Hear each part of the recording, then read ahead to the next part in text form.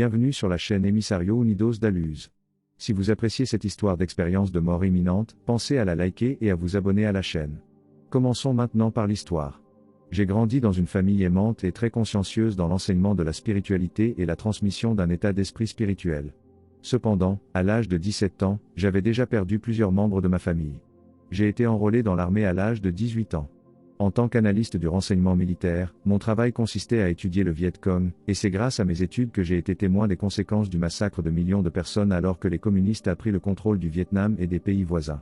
Cela m'a brisé le cœur d'être témoin d'une telle mort et d'une telle destruction, et dans mon chagrin, ma vie est devenue vide de sens et vide.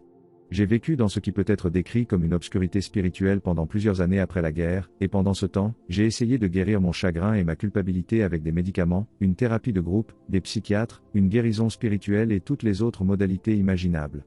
Même si la thérapie et la guérison m'apportaient du secours et une période de répit, j'étais tellement brisé que les souvenirs de la mort et de la dévastation revenaient bientôt, me faisant ressentir à nouveau ce chagrin et cette culpabilité apparemment implacable. Je voulais mourir pour me libérer de ma souffrance, et c'est dans ce but qu'un jour je me suis enfermé dans le garage et j'ai tenté de m'étouffer avec le moteur de la voiture en marche. Je ne sais pas quand j'ai perdu connaissance, mais je me souviens de m'être réveillé après 45 minutes avec l'expérience d'un sentiment de soi élargi et d'une conscience élargie. Je me souviens avoir pris conscience de la présence d'un être en moi, un être plein d'amour, de patience, de compréhension et même d'humour. Je me souviens que c'est cet être qui a coupé le moteur et m'a fait entrer dans la maison, et c'est lui qui m'a doucement mis au lit dans cet état de conscience élargie. Le lendemain matin, je me suis réveillé avec l'expérience d'un incroyable sentiment de calme et de paix, une paix qui semblait transcender le temps et l'espace, et une paix si prodigieuse et si expansive qu'elle a complètement dissipé la douleur dans mon cœur et tous les souvenirs douloureux. Avec mon cœur et mon esprit remplis d'un profond sentiment de paix et en profonde communion avec Dieu, j'ai commencé à prier avec une sincérité sincère avec laquelle je n'avais jamais prié auparavant. Les yeux fermés, j'ai eu une vision de moi-même dans l'espace regardant la Terre, et sur Terre, j'ai vu l'Asie du Sud-Est en feu avec des flammes orange vifs et une épaisse fumée noire s'échappant dans l'espace. J'ai vu les morts être enterrés et leurs âmes flotter vers le ciel comme des volutes de fumée grise. Avec une grande tristesse, j'ai regardé des scènes de guerre et j'ai laissé mon cœur se remplir de chagrin et de douleur. Dans la vision, cependant, la fumée noire a disparu et les flammes oranges se sont transformées en une lumière blanche brillante et flamboyante, une lumière trop brillante pour les yeux humains. C'est à ce moment-là que j'ai quitté mon corps et suis entré dans la présence de Dieu, et dans la présence de Dieu, j'ai été éveillé à une puissance et une clarté écrasantes que je n'avais jamais expérimentées auparavant ou depuis. En présence de Dieu, j'ai été immergé dans un océan d'amour sans limite, écrasant et magnifique, un amour dont la beauté et la grandeur dépassent vraiment toute description. J'ai réalisé à ce moment-là que j'avais été créé pour être immergé à jamais dans ce magnifique océan d'amour et de connaissance. Puis tout à coup, une sensation m'a envahi comme un coup de vent, et alors que je regardais en arrière, j'ai vu les âmes de ceux qui sont morts dans cette guerre courir vers moi sur un énorme arc-en-ciel. À leur approche, j'ai ressenti leur joie et leur jubilation comme un chant chanté par un chœur d'un million d'anges chantés en parfaite harmonie. Les âmes sont apparues comme des étudiants ayant obtenu leur diplôme avec les plus grands honneurs, et il m'a été communiqué qu'elles s'étaient portées volontaires pour s'incarner pendant cette période difficile de l'histoire et qu'elles étaient honorées d'être choisies.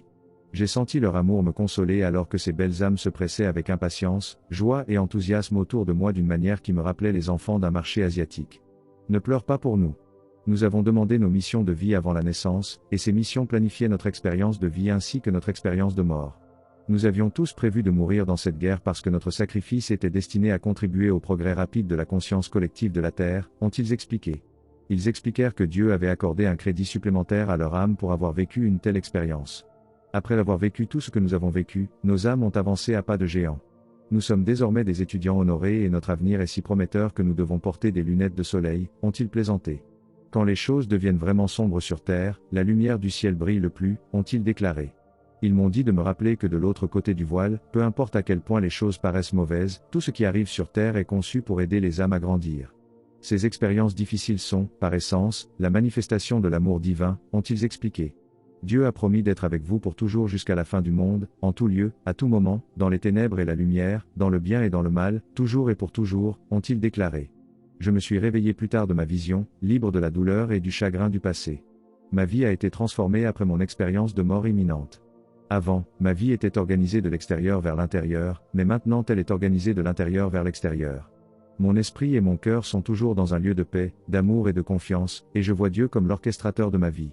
Depuis l'EMI, j'ai mis fin à ma relation avec ma petite amie parce que je savais dans mon cœur que je finirais par rencontrer mon âme sœur. Je l'ai finalement rencontrée et son amour me rappelle constamment celui que j'ai ressenti lors de mon EMI.